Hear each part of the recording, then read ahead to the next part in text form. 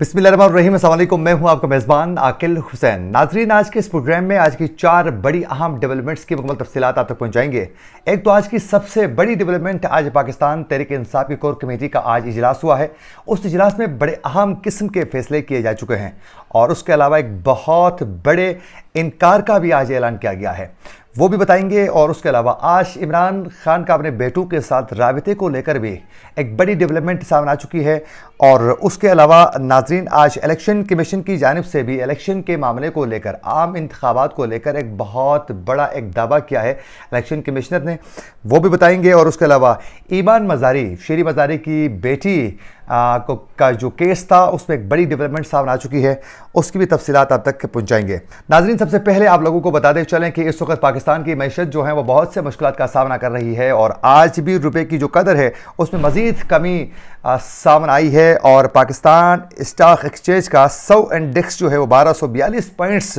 गिर गया है और डॉलर भी मजीद महंगा हो चुका है और मजीद पाकिस्तान को माशी तौर पर मुश्किलात का सामना है। नाजरीन, आज की जो सबसे बड़ी डेवलपमेंट है वो आप लोगों को बताते चलें कि आज पाकिस्तान तहरीक इंसाफ की कोर कमेटी का आज इजलास था और उस इजलास में बाकायदा बहुत से फैसले किए जा चुके हैं। उनमें से एक अहम फैसला ये है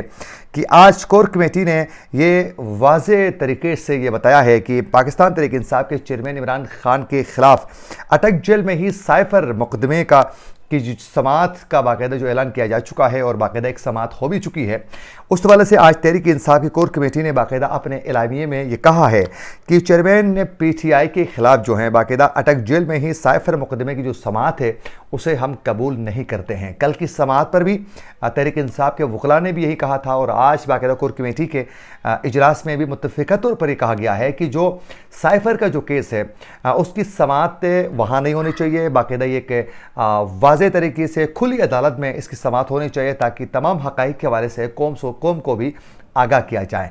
तो उस मामले को लेकर कोर कमेटी ने आज इस फैसले को बाकायदा रिजेक्ट करते हुए बाकायदा उन्होंने समात कबूल नहीं की है और ये कहा है कि साबिक़ के वज़ीर-ए-आज़म को आज़ादाना और मुनसिफ़ाना ट्रायल से महरूम रखा जा रहा है। और इलामिये में मज़ीद ये कहा गया है कि हम खुफिया जो ट्रायल है वो अदालत में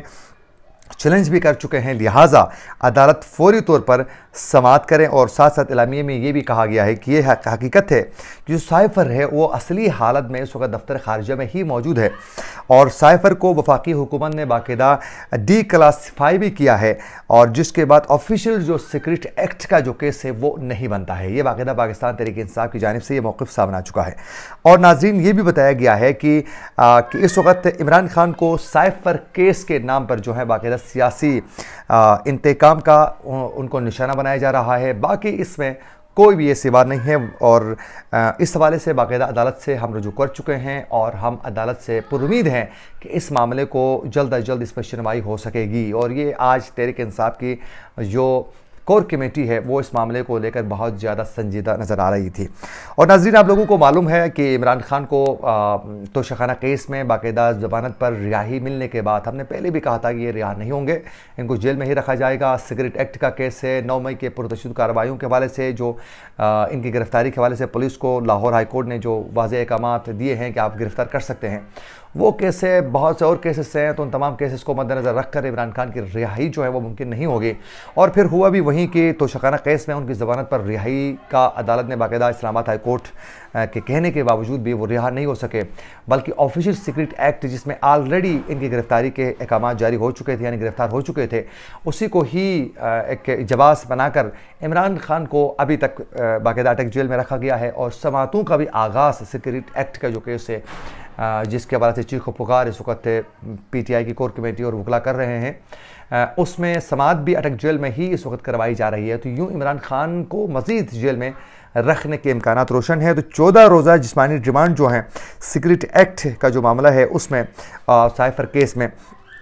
तोसी कर दी गई है और बाकी आगे के जो मामला उसमें पेश आते हैं वो आप लोगों को लम्हा ब लम्हा आने वाले वक्तों में ही हम बताने की कोशिश करेंगे। लेकिन उसके अलावा नाज़रीन, आज पाकिस्तान तहरीक इंसाफ के चेयरमैन इमरान खान अपने बेटों के साथ रबता करना चाह रहे थे, उनसे टेलीफोनिक रबता करके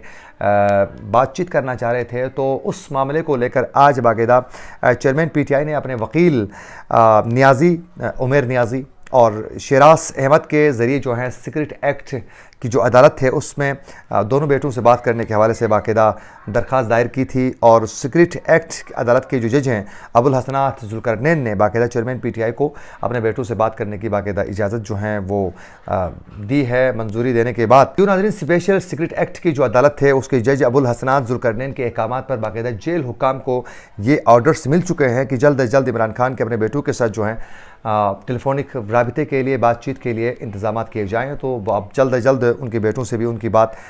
करवाई जा सकती है। हाँ, वहीं दूसरी जानिब नाजरीन, इस वक्त इलेक्शन के मामले को लेकर बहुत सी सियासी जमातें जो हैं वो बड़ी मुतहरिक हो चुकी हैं और वो चाहती हैं कि इलेक्शन जो हैं वो जल्द अज जल्द होने चाहिए। आम इंतखाबात पाकिस्तान में मुकर्रर वक्त पर नहीं होते हैं तो यकीनन बहुत सी सियासी पार्टियों को बहुत से इशूज़ का सामना करना पड़ सकता है। तो यूँ इस वक्त बहुत सी सियासी जमातें जो हैं वो मुतहरिक हो चुकी हैं। तो यूँ इलेक्शन कमीशन के जो कमिश्नर सिकंदर सुल्तान राजा है उन्होंने ये कहा है कि आम इंतखाबात इलेक्शन शेड्यूल जो हैं उसका ऐलान किया जाएगा चंद दिनों में आइंदा। और गुज़िश्ता रोज़ नाज़रीन चीफ इलेक्शन कमिश्नर के साथ जो हैं बाकायदा ANP, BAP और BNP के जो वफूद थे उन्होंने बाकायदा मुलाकात की है और मुलाकात के दौरान उनको कहा है कि बाकायदा इलेक्शन के हवाले से हमें बताया जाए कि इलेक्शन कमीशन कब तक आम इंतखाबात करवाने के लिए संजीदा इक़दाम उठाएगा। उस वक्त जो है बाकायदा chief election commissioner Sultan Raja ने कहा है कि मुमकिन है कि आइंदा चंद रोज़ में इलेक्शन शेड्यूल का ऐलान किया जाए, मुमकिन है कहा है। तो यूँ इस वक्त पाकिस्तान में आम जो इंतखाबात हैं वो मुकर्रर वक्त पर होते हुए नज़र नहीं आ रहे हैं, जिसकी वजह से इस वक्त बहुत से इशूज़ का सामना करना पड़ रहा है। और पाकिस्तान में इस वक्त जो निगरान जो सेटअप है उसके साथ IMF भी संजीदगी के साथ मामलात को डील करने में तैयार नहीं है। तो वहीं दूसरी जानिब दीगर जो ममालिक हैं जिनके दौरे होते हैं पाकिस्तान के साथ माशी तौर पर एक ट्रेड के लिए, वो भी अभी तक मुमकिन नहीं हो सके हैं। और साथ साथ ये बताया जा रहा है कि सऊदी वली अहद मोहम्मद बिन सलमान जो हैं वो बहुत जल्द पाकिस्तान का भी विज़िट करना चाह रहे हैं, अक्टूबर में भी कर सकते हैं और नवंबर और अक्टूबर के मिड में किसी वक्त भी उनका दौरा जो है वो पाकिस्तान का हो सकता है। तो उसके लिए पाकिस्तान में बाकायदा एक जमहूरी 5 साल के लिए मुंतखब होकर एक हुकूमत का आना भी बहुत ज़्यादा ज़रूरी है। और उसके अलावा नाजरीन, ईमान मज़ारी का जो केस है, आप सब बखूबी आगाह है कि ईमान मज़ारी को PTM के जलसे में तरनोल पर जो उन्होंने तकरीर की थी उस मामले को लेकर उनको जेल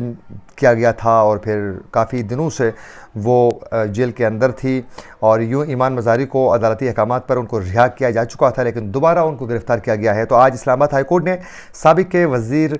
श्री मज़ारी की बेटी ईमान मज़ारी को इस्लामाबाद से बाहर ले जाने, यानी बाहर इस्लामाबाद से बाहर कहीं लेके जाती है पुलिस या FIA, वो और 20 अगस्त के बाद किसी भी मुकदमे में गिरफ़्तार न करने के हुक्म की बाकायदा तोसी कर दी है, यानी कि उसको किसी भी केस में दोबारा गिरफ़्तार न करने के हवाले से। और नाजरीन, इस्लामाबाद हाई कोर्ट के मियाँ गुल हसन और औरंगज़ेब ने ईमान मज़ारी के मुकदमात की तफसीलात और हिफाजती इक़दामात की दरख्वास्त पर समाअत की और जिस सिलसिले में वज़ारत दाखिला के अहकामात जो हुक्काम थे वो अदालत में पेश हुए, उस दौरान बाकायदा ये उनसे ये डिटेल्स मांगी गई थी कि वज़ारत दाखिला ये बताएं, अदालत की जानिब से ये इस्तफ़सार किया गया कि आप बताएं कि ईमान मज़ारी के ख़िलाफ़ पूरे मुल्क में कितने मुकदमा दर्ज हो चुके हैं। तो लेकिन उस वक्त हुक्काम जो हैं वो बताने से कासिर रहे, उनकी जानिब से वो पतली गली से रास्ते बना रहे थे कि जी वफाकी हुकूमत का ये काम नहीं है सूबों के मामलात पर मुदाखलत कर रहे हैं। तो अदालत ने कहा कि आपको किसने कहा मुदाखलत और दीगर चीज़ों के हवाले से, आपको तो जस्ट डिटेल्स आपको मुहैया करने के लिए कहा गया था, तो आप तभी तक के वो तफसीलात बयान करने से ही कासिर हैं, आप तफसीलात बता दें। यूँ बाद